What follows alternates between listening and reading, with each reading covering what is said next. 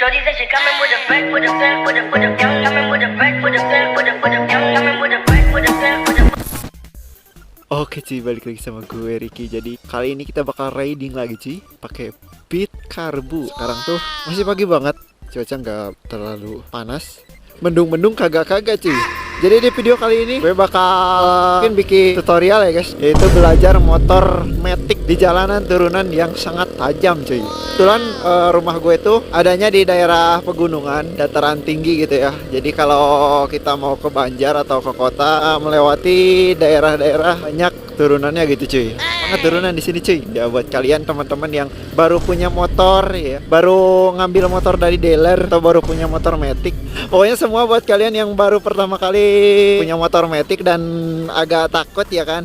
Ya kalau awal-awal punya motor matic itu kayak paling musuhnya itu turunan gitu. Dan utamakan di turunan itu yaitu jangan sampai si rem itu panas dan ngelos ya. Kebanyakan itu rem blong itu, rem loss itu gara-gara di kampas remnya itu panas karena penggunaan terus-terusan dipencet rem itu bikin rem jadi panas. Jadi kalau mencet rem itu ya kayak gitu, pencet lepas kayak gitu cuy. Jangan terus-terusan dipencet dalam waktu yang cukup lama, itu bisa menyebabkan si kampas remnya itu panas gitu kan dan blong gitu cuy. Diusahain ada jarak pengereman gitu kan, lepas rem, jadi si kampasnya itu bisa mendinginkan remnya gitu cuy. Nah secara bergantian cuy. Nah remnya dilepas rem, kadang dilepas kadang direm gitu. Ya jadi secara bergantian kiri kanan, rem depan sama rem belakang. Tapi jangan langsung kayak gitu cuy. Jadi harus diurut secara perlahan set gitu. Nah kayak gini set, kayak gitu cuy. Jadi set secara perlahan, jangan langsung kayak gitu cuy, jangan, soalnya itu juga bisa menyebabkan kampasnya itu cepat panas. Pengereman di turunan itu secara bergantian ya, jangan sampai rem itu panas. Nah penyebab rem panas itu gara-gara direm secara terus menerus tanpa dilepas gitu cuy. Kalau rem belakang lagi ngerem lagi lepas, nah ini direm, rem belakang lagi ngerem ini dilepas, rem depan lagi direm, yang belakang dilepas kayak gitu secara bergantian ya, kiri kanan gitu. Jadi harus secara bergantian. Nah, apalagi kan sekarang ada sistemnya yang kayak CBS ya, kalau di motor-motor yang tahun-tahun sekarang itu, kalau di Honda gitu. Nah combat brake system itu jadi si pengereman apabila kita rem belakang, nah rem depan itu otomatis ikut ngerem juga. Nah itu ngerinya ikut panas juga dua-duanya. Jadi harus pengereman itu secara bergantian gitu cuy, kiri kanan. Kan pada saat ngerem yang depan berarti yang belakang nggak ngerem gitu kan. Tapi saat rem belakang kita gunakan, nah rem depan itu otomatis ngerem juga gitu cuy. Selanjutnya selain pengereman ada juga bantuan dari engine brake. Nah jadi kalau motor gigi itu kan engine brake-nya permanen ya. Kalau di gigi rendah itu pasti engine brake secara terus menerus. Kalau matic enggak cuy. Kalau kita gas nah lepas, nah itu ada engine brake, ada isi gas dikit, nah itu ada engine brake. Nah kalau lama kita nggak ngegas, nah itu engine brake-nya hilang cok. Kalau di motor gigi dinetralin. Nah kalau membantu pengereman di motor matic itu kita isi gas dikit aja, isi gas. Nah maka motor akan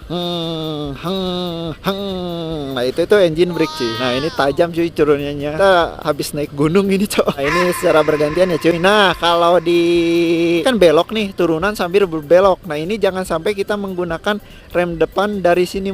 Nah kita pakai rem belakang aja. Kalau di belokan gini lepas rem belakang, nah pas udah agak lurus kayak gini baru dibantu sama rem depan gitu cuy. Kalau pas di belokannya jangan menggunakan rem depan, takutnya nanti ngelipet. Kalau kalian mau pakai rem depan ya secara diurut dikit-dikit gini, tek kayak gitu cuy. Jangan langsung pek kayak gitu, jangan cok, nanti nunggir lagi. Ini kan jalannya kecil juga, takutnya ngusap tadi cok. Nah kita bantu pakai engine brake, isi gas dikit ya cuy. Jadi gas lagi dikit gitu. Nah kayak nah kayak gitu. Nah kayak gitu brody. Nah ini deh turunannya cok tuh di bawah cok. Itu di bawah banget tuh. Kita pakai rem belakang, bantu sama rem depan dikit-dikit banget. Nah kan belok tuh. Kalau udah lurus gini lepas, isi gas dikit-dikit. Jadi kalau agak jalanan agak lurus gini ya turunannya, jangan jangan gunain rem deh ya kalau nggak butuh-butuh banget. Nah ini kan rem belakangnya jangan di langsung, nah jangan digini tuh terus kan tuh, nah nanti lama-lama panas tuh ya kan. Ya lepas dulu, biarkan si kampas rem mendinginkan kampasnya, nanti bisa digunakan lagi. Nah kayak gitu cok. Nah ini tajam nih di depan, kayaknya tajam banget nih. Waduh Brody, hati-hati pak, tuh kan tajam banget gila. Nah ini isi sama rem depan bantu. Nah kayak gitu cok. Nah ini rem depan hanya sebagai pembantu saja cuy, jangan ditekan langsung kalau di belokan, turunan berbelok kayak gitu apalagi tajam, itu agak tricky sih ya, ngeri cok. Gue juga kan dulu-dulu tuh jarang pakai matic ya, kalau ketemu turunan yang agak tajam agak tricky juga sih.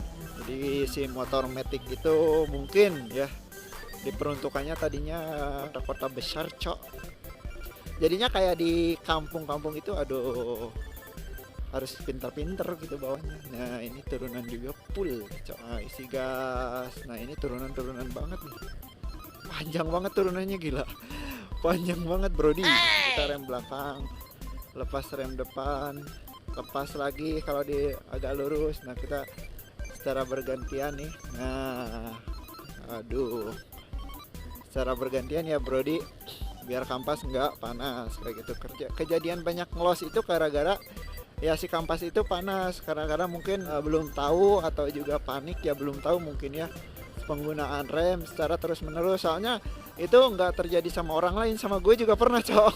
Pas gue SMA gitu ya kan, gue ngeri nyelonong gitu ya kan, gue pencet aja terus remnya anjir, nggak dilepas gitu ya kan, sampai di tengah-tengah turunan itu ngelos remnya anjir, ini kok nggak ngerem gitu ya kan.